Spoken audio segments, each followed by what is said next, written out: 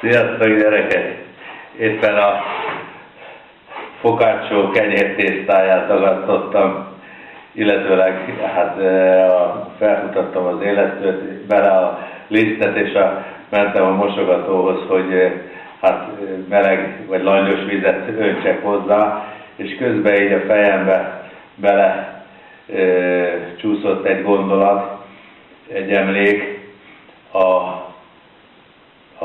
száraz sampó. Nem tudom, emlékeztek-e rá? Hát ugye, aki az én korosztályom, az megtapasztalta a régi szocialista rendszer és a szocialista iparnak az egyik komoly vívmányát, tehát voltak mindenféle sampók, Nivea volt, vagy Tivea, vagy mit tudom, vagy Médea, vagy valami, így hívták, a V2 volt a nagy sampó, de hát ugye azzal most szemek haját tisztítja meg, és aztán ugye volt egy olyan, ami hát ilyen szükségmegoldásra, amikor az emberek nem volt ideje, kedve és gyorsan akarta a haját megtisztítani, az úgynevezett száraz sampó. Már nem emlékszem pontosan, hogy volt, hogy egy zacskóba volt por, vagy pedig egy ilyen sprével lehetett valami port kifújni, de valamiféle por volt, és hát az ugye rá összetapadt a hajnak a zsírtartalmával, és azt ki lehetett fésülni, és hát akkor az volt az idézőjelben száraz sampó, hogy valahogy helyettesítette a funkciót. És ugye most ilyen sünihaja van, fiatalon meg ugye tiltották a hosszú hajat, és akkor de az volt csak azért, és jó hosszú logoncom volt, és hát valamit tudom én már, hogy siettem valahová, vagy nem volt kedvem hajat most, és befújtam a száraz sampóval. Gyerekek, az az égvilágon semmit nem ért. Egy ócska vacak, rosszagú, csúnya sárga por volt, és a szürkés sárga por volt, összekeveredett az ember hajával, ki kellett fésülni, ugyanannyi kínlódás volt vele, mint egy rendes hajmosásra, viszketett az ember fejbőre, utána nem volt az a kellemes komfort, tisztaságérzet, ami a vízzel való hajmosás után következik be. Na most mit akarok ebből kisütni? Ugye közben átfutott a fejemen, hogy hát minden, ahol mi tisztítunk, amit mi tisztításra használunk, ott mindenütt a víz. A víz az ősi tisztító elem, és hát belegondoltam ennek a szimbolikájába, hogy nem csak az anyagvilágban a víz a fő tisztító, ugye autómosás, ruhamosás, lábosmosás, az emberi test, haj, mindenféle dolog lemosása, hanem a szellemtestünk, a szellemi tisztulásnak is a fő eleme a vízelem. A vízelem, amelyik alázatos, amelyik önfeláldozó, amelyik befogadó, amelyik alkalmazkodó, ugye a vizet bármilyen edénybe öntjük, fölveszi annak az alakját, és ugye a neptunuszi elv, az egység, ahol minden és mindenki egy, az egybeolvadás, ahol vízcsepp is vagyok, de az óceán része is vagyok, tehát ember is vagyok, elkülönült lény, de a nagy óceán Isten része vagyok, egységben vagyok vele.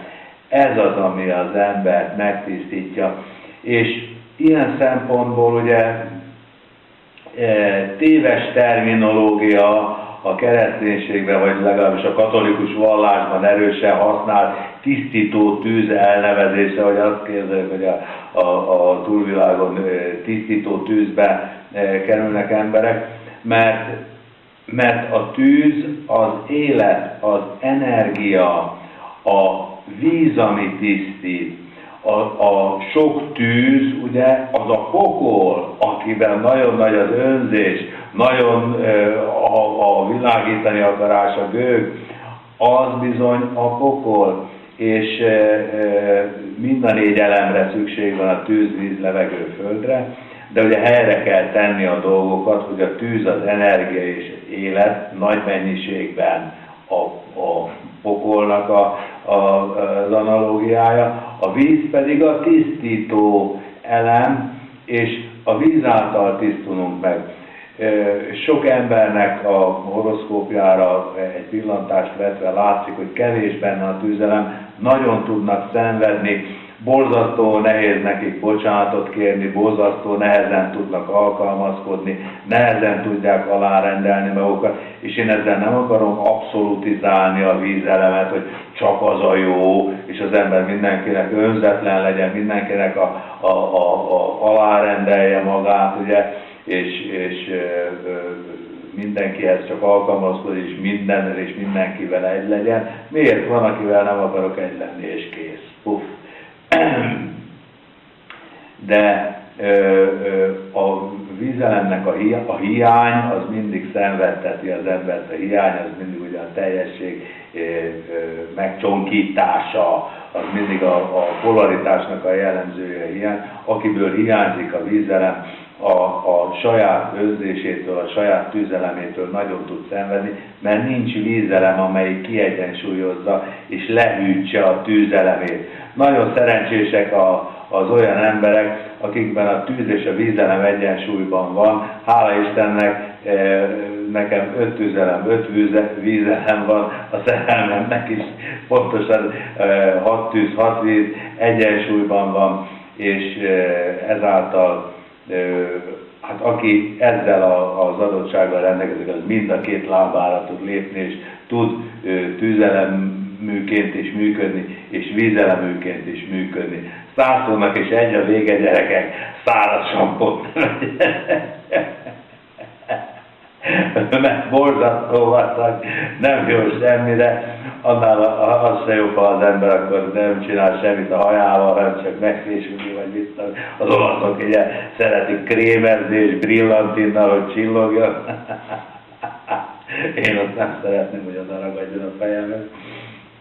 És a tisztulásnak az eleme, ugye Jézus a keresztséggel, ugye keresztelő Szent János is keresztséggel tisztított, Jézus is, ő maga is megkeresztelkedett, hogy a keresztség is a vízelem, tehát a vízelem az tisztító, és éljünk vele, és ne féljünk tőle, és ne tartsuk ezt kellemetlennek és rossznak, és ne próbáljuk meg helyettesíteni mindenféle vacak száraz sampóval. Sziasztok, gyerekek! Hello!